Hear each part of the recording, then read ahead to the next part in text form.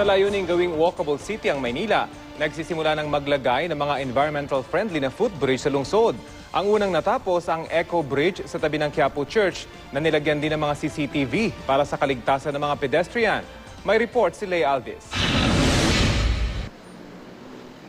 May mga CCTV camera, LED lights, security guard at mga halaman. Ito ang bagong footbridge sa Quezon Boulevard sa tabi ng Quiapo Church na tinawag nilang Eco Bridge. Environment friendly daw ito dahil gawa sa recyclable steel, naiilawan ng energy efficient na LED lights. Pati pinturang ginamit, ligtas daw sa kalikasan at napapaganda pa ng mga luntiang halaman na magiging vertical garden. May bubong din ito na kakayanin daw ang lakas ng hangin na hanggang 270 kilometers per hour. Ang Eco Bridge na ito ay dinisenyo ng kumpanya ng urban planner na si June Palafox. For a very populated area like Quiapo, parang it's a breath of fresh air na makita ang green area kahit na on a footbridge. Bawal ang mga vendor kung kaya't maluwag na nakakalakad ang mga pedestrian sa 2.4 meters na lapad ng footbridge. Hindi rin matataas ang mga hakbang ng hagdan kaya pwede raw kahit sa matatanda.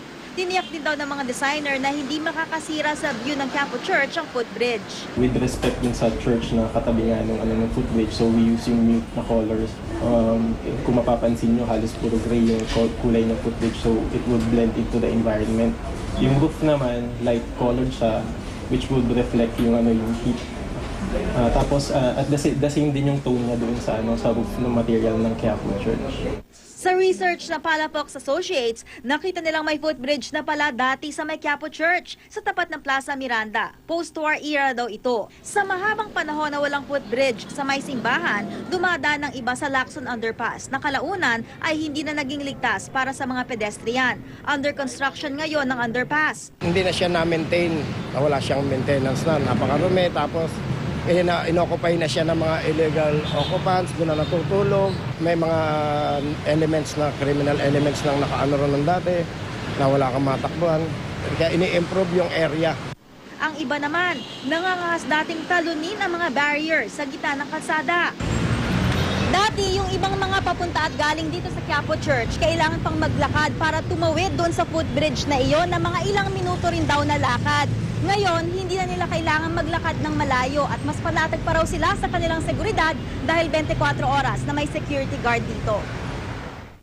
Ang mga CCTV camera naman nakakonekta raw sa CCTV system ng lungsod kaya't namomonitor ng mga otoridad ang lugar. Okay na po ma'am, pang mabilis ang pagtawid ng kalsada para walang disgrasya. Maigi kasi madali kayong makatawid, hindi na yung titigil-tigil pa sa mga sasakyan. Dati sa katumatod.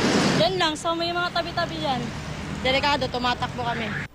Maglalagay rin ng mga Eco Bridge sa iba pang mga mataong lugar sa lungsod.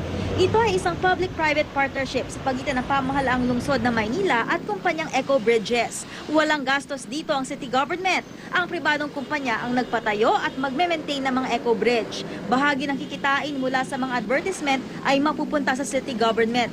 I-rehabilitate din daw ang mga lumang footbridge. Layunin daw ng proyekto na gawing walkable city ang lungsod ng Maynila. Leigh Alves, GMA News.